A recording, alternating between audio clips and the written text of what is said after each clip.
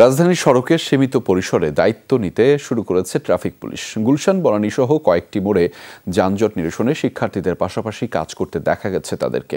প্রায় এক সপ্তাহ পর রাজপথে দেখা গেছে পুলিশ সদস্যদের। দু একদিনের মধ্যে পরিস্থিতি আরও উন্নত হবে বলে আশা গুলশান ট্রাফিক বিভাগের।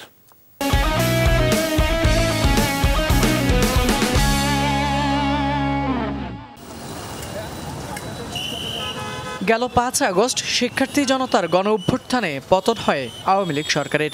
এরপর থেকেই সড়কে দেখা নেই ট্রাফিক পুলিশের। রাস্তায় দেখা দেয় বিশৃঙ্খলা। বিভিন্ন স্থানে হামলার ভয়ে দায়িত্ব পালন থেকে বিরত থাকে পুলিশ সদস্যরা।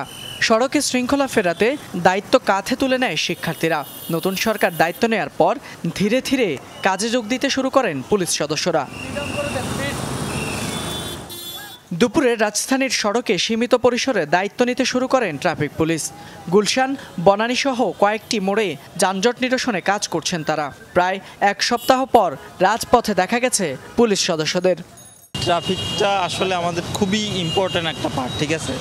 তাদের দায়িত্বটা 100% তারা পালন করবে, এটা ছাত্ররা আসলে পারতেছে না। তো তারা আসলে আমার মনে হয় ভালো হবে, কারণ ছাত্ররা আর কতদিন রাস্তায় থাকবে। আজকের থেকে ইনশাল্লাহ যদি ট্রাফিক সার্জেন্ট প্রত্যেক মোড়ে মোড়ে দাঁড়ায়, আগের মতন এমন আমাদের কোনো আতঙ্ক থাকার কোনো আশঙ্কা নাই। ট্রাফিক ব্যবস্থা যাতে ফিরে আসে, আগামীকাল থেকে আমরা পুরো পোশাকে শুরু করবো আর কি, ইনশাল্লাহ। পুলিশের লোকবল বাড়ানো হলে দু একদিনের মধ্যে পরিস্থিতির আরও উন্নতি হবে বলে জানান গুলশান ট্রাফিক বিভাগের ডিসি।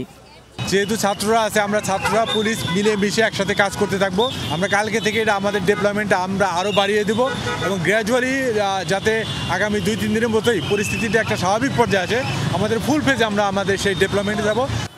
তবে ট্রাফিক পুলিশের অনুপস্থিতিতে আজও রাজধানীর বেশিরভাগ স্থানে শিক্ষার্থীদের দায়িত্ব পালন করতে দেখা গেছে।